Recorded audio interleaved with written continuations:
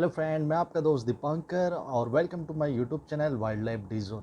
तो दोस्तों, आज मैं आप लोगों के लिए जो वीडियो लेके आया वो मैंने कैप्चर करी है कुछ टाइम पहले झिरना में, कॉर्बेट नेशनल पार्क उत्तराखंड में।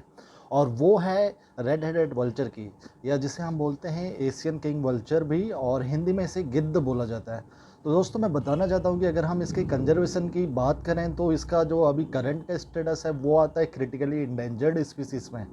मतलब कि ये बहुत ही रेयर रह गई है, कुछ थाउजेंड की संख्या में ही है अब, और विलुप्त की कगार में है। और वही अगर हम पास्ट में चले 90s में, तो हम बात करते हैं 90s की, तो उस टाइम में अगर आप लोगों ने देखा होगा बहुत गिद्ध पाई जाती थी गांव में, सिटीज़ में। आपको झुंड में झुंड मिलता होगा और ऊपर मंडराते हुए इजीली दिख जाते होंगे।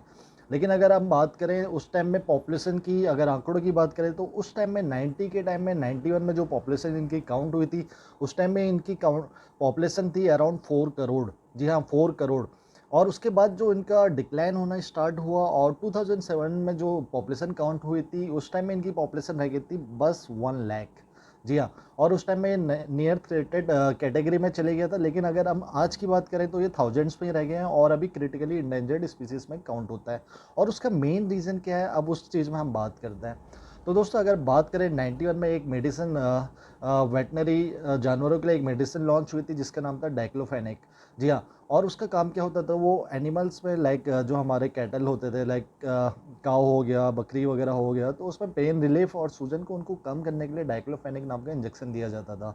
वो जानवरों को फ़ायदा तो देती थी, लेकिन जब वो मर जाते थे तो उनको फेंक देते थे, क्योंकि ये मरे हुए जानवरों को आ, आपको भी पता है बाहर कैसे फेंक दिया जाता है, रोड के किनारे जंगलों में फेंक दिया जाता है। और गिद्ध जो होता है वो होता है नेचुरल सफाई कर्मचारी। उसका काम क्या होता है कि सफा चट करने का, और जो भी उनकी डेड बॉडी होती है उसको मिनटों में ही ख़त्म कर देता है गिद्ध। तो वो हमारे इको चेन, जो इकोसिस्टम है उसमें, जो फूड चेन है उसमें बहुत अव्वल नंबर का दर्जा है गिद्ध का।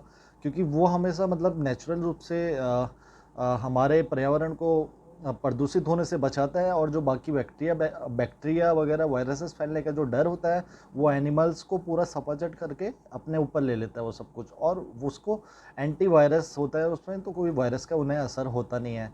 लेकिन अगर हम बात करें तो इससे जो डिक्लाइन हुई है पॉपुलेशन, उसका असर हमारे पूरे इको चेन में पड़ रहा है और फूड चेन में पड़ रहा है। तो आज की डेट में मतलब वायरस फैलने के चांसेस, खतरे और ज़्यादा बढ़ गए हैं। तो आप देख ही रहे हैं, अभी पेंडेमिक का टाइम चल रहा है और वो भी किसी एनिमल से हुई है। अगर हम अपनी प्रकृति को ऐसे ही नुकसान फैलाते रहेंगे तो आने वाले टाइम के ऐसी विषम परिस्थिति हम और भी देख सकते हैं इन फ्यूचर। तो इसलिए हमें ये सारी मेडिसिन जो है उसको जागरूक फैला के लोगों को बोलना चाहिए कि पूरा यूज ही नहीं करना। वैसे ऑफिशियली ये 2007 में बैन हो गई है, लेकिन अनऑथराइज रूप से ये अभी भी लोग खरीद रहे हैं या बना रहे हैं और इसका इस्तेमाल कर रहे हैं।